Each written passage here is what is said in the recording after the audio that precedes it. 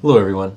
In this video, I wanted to give some suggestions or tips for the rest of this school year on how to use Schoology to give you as close to a Google Classroom experience as possible. My goal through this is, as we proceed through the rest of the school year, while we're still maintaining the same classroom instruction, we're also starting to pivot and use Google Classroom skills on Schoology itself and getting used to some of their systems and features. So my first suggestion is going to be to use Google assignments instead of any other type of assignment or any other method on Schoology. So by that I mean inside the materials button, when you add something new to your course, you're going to use the Google assignment button that I'm showing you here. So again, we're going to click on add materials and then Google assignments. When we click here, it's going to ask you to log in or verify your Google accounts. We're going to click continue.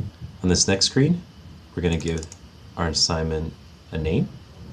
This is where we fill in our instructions or directions to students. We can give it a due date here at the top.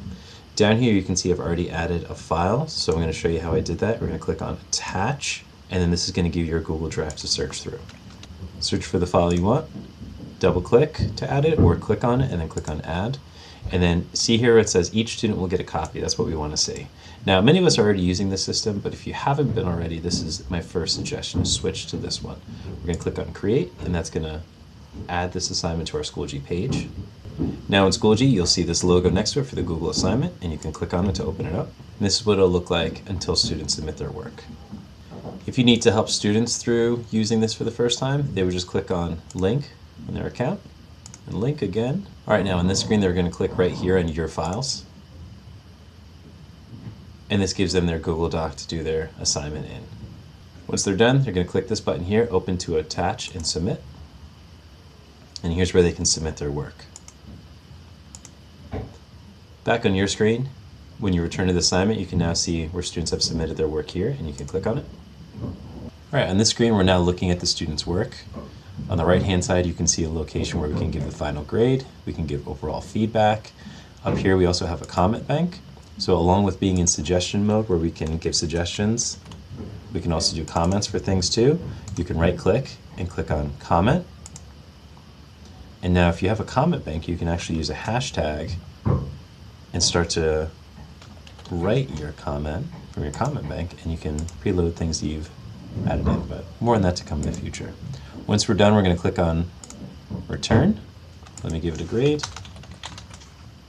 I'm going to click on return and return.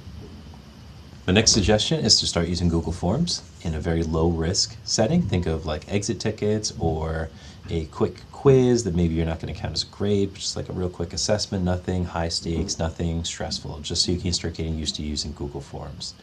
You can make a Google Form easily. It's from your Google Drive to click on new and then click on Google Forms. Here's a quick overview of Google Forms if you haven't used it before. This is where you would put in the name for the assessment. This is where you would write in the actual question itself. Below that is where the options go, and you can click here to add another option. Here you can change the type of questions. We can add in images to the question itself, or inside the answer choices here. We can also add in other details like text and descriptions, images, videos, and different sections as well. At the top here, we click on responses. This is where we can see how students did. We can also make a Google Sheet and populate it with all of those results from our Google form. But underneath settings, we want to make sure we turn this setting on. Make this a quiz in the locked mode. By turning this on, students will have to complete the form using a Google Chromebook. It also will stop them from leaving the assessment and notify you if they attempt to. Underneath responses, you can see that by enabling locked mode, it also gives us features already established.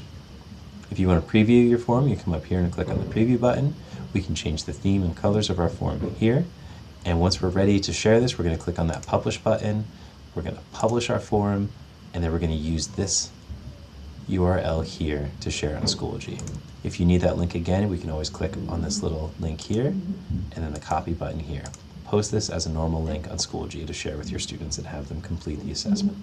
My next suggestion is to make sure that you're using everything from Google Drive first for your materials. To make that more clear, if you look at your materials on Schoology, and if you see logos like this PDF one here, or PowerPoint, or Word documents, that means that you're uploading the files into Schoology from your computer itself. Try to shift to adding in things directly from your Google Drive. My next suggestion is to look at your Schoology resources section and begin to organize your assessments there. Now, we don't need to worry about the other materials in Schoology yet. First things to focus and think about are tests and quizzes and assessments. Any of those items that you want to use in the future, we should begin to organize in our resources section. There'll be more information in the future on how we'll use this information that we export, but the first step is going to be just to start to look at our resources and to organize our materials. For example, to show you my resources page, mine's a mess. I have classes in here, and then within them I have multiple folders with the same name, which if I were to export things like this, that would be very confusing for me in the future. This is from me backing up courses over the years to my resources page, and what it's given me is multiple folders that all have the same information over and over and over again. So my suggestion would be to click on Add Resources, add a folder, and call this one Schoology Assessments Export, and click on Create. This will give you a folder at the bottom of your resources page where now you can start moving assessments into it. All right, I'm going to show you two different ways to back something up to your resources folder that we just made. The first way is to go into the course that you're currently teaching for that year. So open up your course, go to Materials, find the test, quiz, or assessment that you want to back up. Then we'll go to the gear wheel next to it, click here, and we're going to do Save to Resources. On the next screen that comes up, we're going to choose Folder, and we're going to scroll to that new one that we made, click there, and hit Save Copy. This is probably going to be the most effective way because you're only going to be looking at the assessments that you've actually used this year versus looking at the resources section that might be filled with tons and tons of materials that you haven't actually used in many years. Now, if you know that the resources that you saved are the up-to-date ones that you always use, you can definitely back those up to that same folder too very easily. You can find them within a folder or in that main page, depending on where they are. Click on the checkbox next to them. Come up to Edit, Move to, and then underneath Folder, we're going to change that to the new folder that we made. From there, we're going to click on Move, and now all those materials are going to be in that same folder. I know this information can be overwhelming. That's why I wanted to give you this first tutorial today, just on some of the suggestions on how to start navigating this transition for next school year. Know that I'm here as a resource for you, so if you want to book a training session on these suggestions or need help organizing your resources, please do not hesitate to reach out.